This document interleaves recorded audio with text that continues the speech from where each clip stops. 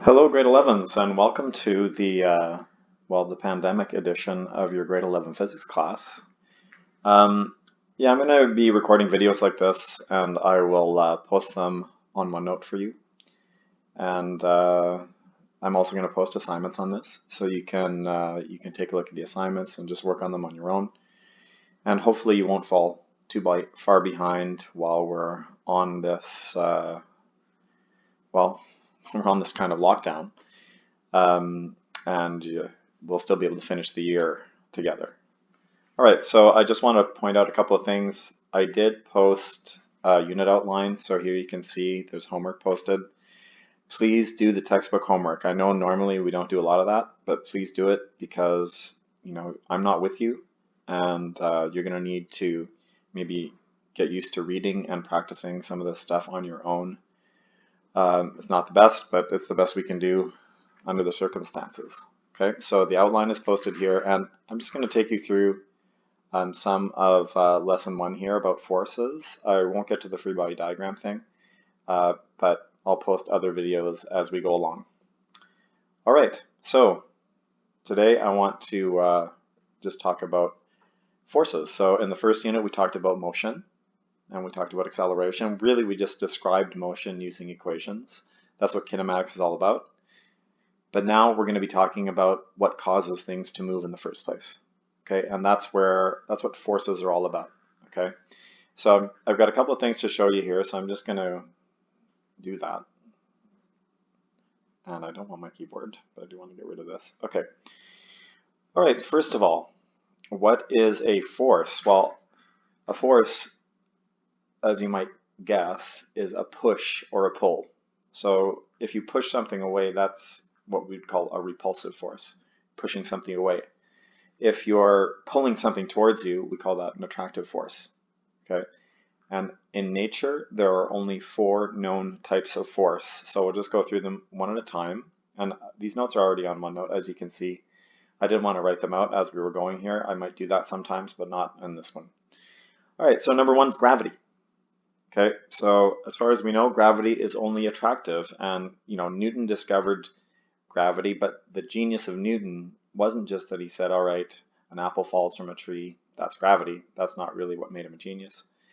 Really what made him a genius is Newton realizing what I wrote right here. He realized centuries ago that gravity that pulls apples from the tree to the ground is the same force that makes planets orbit the sun.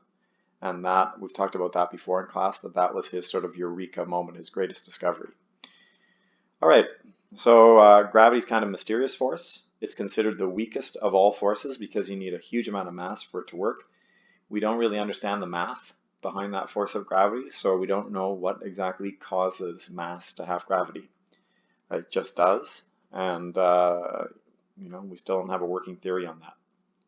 All right, number 2, electromagnetism. So electricity and magnetism are actually they're the same type of force. They're both caused by charged particles, and we're going to have a whole unit on electromagnetism. That's our last unit in the course. So I'm not going to talk too much about this one right now. I did have this pretty neat video to show you. I'm going to try to mute the audio. All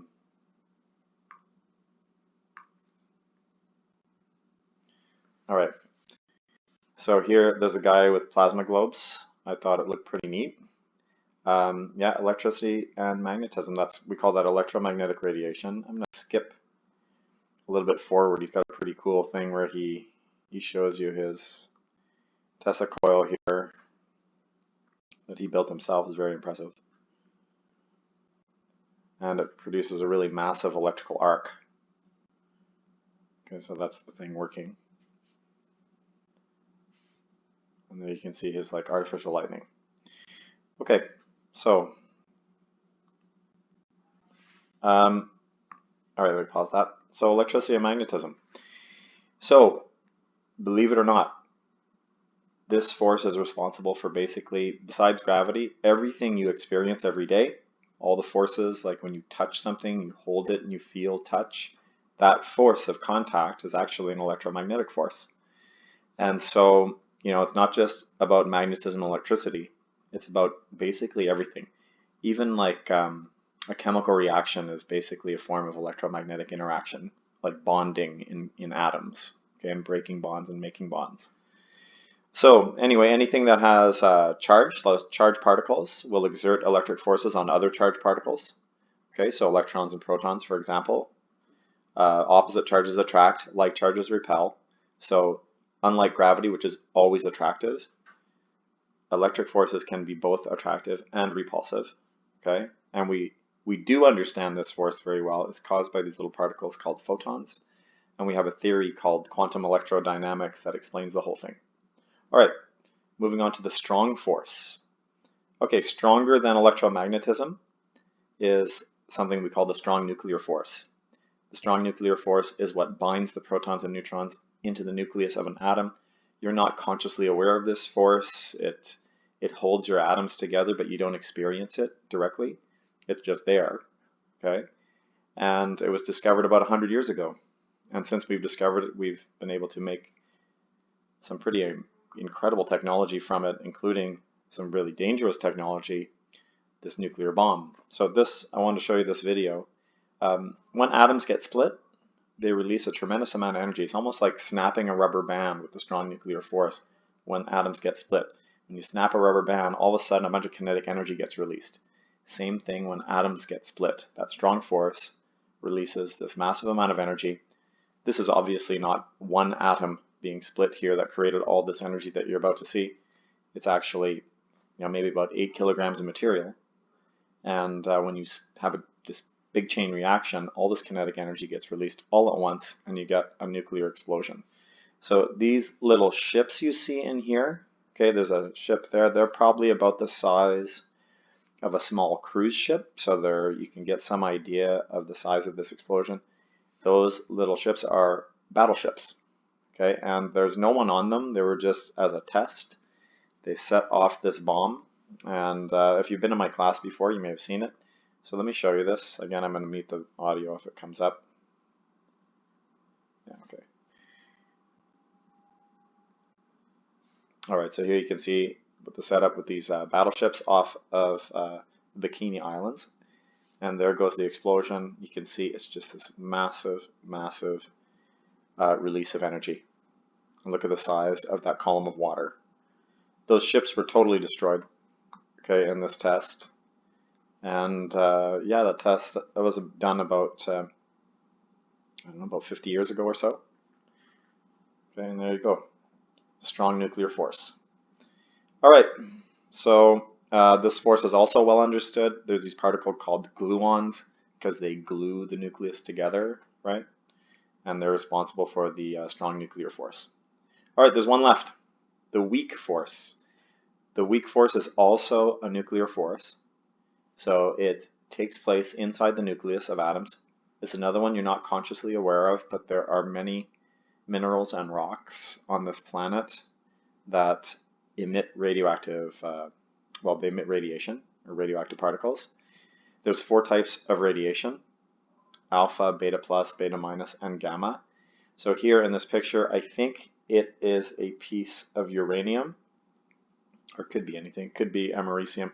The heavier elements on the periodic table tend to be unstable and emit radiation. So here, if you look at this, you can see that rock in the middle, and this is called a cloud chamber.